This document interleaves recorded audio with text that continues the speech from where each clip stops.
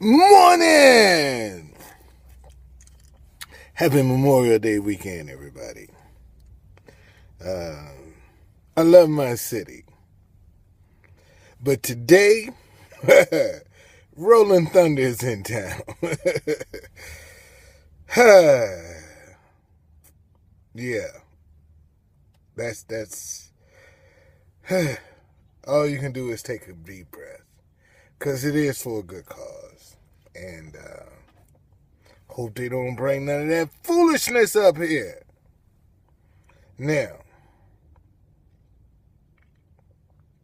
I know a lot of y'all might be saying, who does this guy think he is? That he can get on here with these videos and make these demands and requests and statements and all of that stuff. And that's a fair question. So, let me tell you who I am. Because I do have an answer. Y'all do know that, right? Yeah. I didn't just pop up on the scene with a cute hashtag. Got 25 years in this activist role. And, my mama dead and gone, but I can talk about it now, but if she was alive, she wouldn't allow me to say this stuff. But, I got how I am, I got from her. Because I saw her marching, drive across country to march. My mother founded Project King, keeping the elderly eating nutritiously right here in Washington, D.C. So, and my mother also fought corruption in the Southeast House. Her case went all the way to the Supreme Court. She won. But rather than D.C. give her money, they closed down. She never got her money. But she did get the victory. But she never got her money. I saw that, man. I witnessed that. And so it started my journey doing this.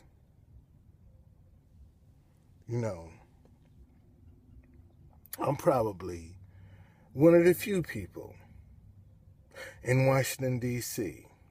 that can say they fought corruption in the police department and won right here in Washington, D.C.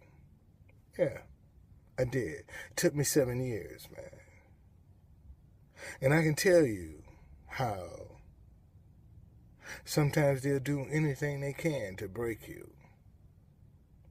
Because they picked me up one day, man, it was 100 degrees, and them boys took me on a joyride in a paddy wagon with no air.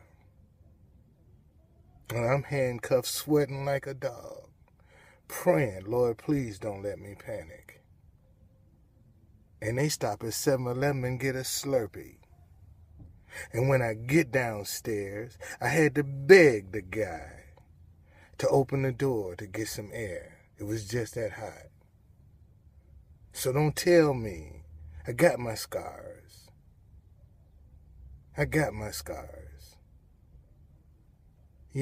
And I was so determined to tell my story about the corruption on the police department, which they thought Sergeant Everett in Internal Affairs, I'll never forget that name. Because he came to me and told me that I just didn't want to comply with the vending rules and regulations. They could find no proof of my allegation. But yet, 2 cops went to jail. They got convicted for taking a bribe. That's my story. I can tell you right here with these hands. I done saved a man's life. The first Ku Klux Klan rally right here in Washington, D.C., and I never met the man. And he asked me to do him one thing after I pulled him out of that crowd from being beat. That's how you'll know who he is. Because he asked me to do something for him. And only he know what he asked me to do. Now, I've also had one man die in these hands, Mo Goldberg, right at 1 Judiciary Square. That's right. Man fell face down, bleeding like a pig, in his blood, and people standing around gawking. And I said, the least y'all can do is pick him up out of his blood. And that's what I did. Picked him up out of his blood. And I watched him die.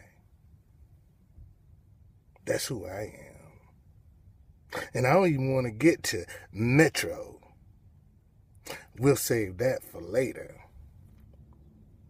That's just part of my story. Yeah, that's who I am. Since you want to know, y'all have a happy weekend and a safe weekend.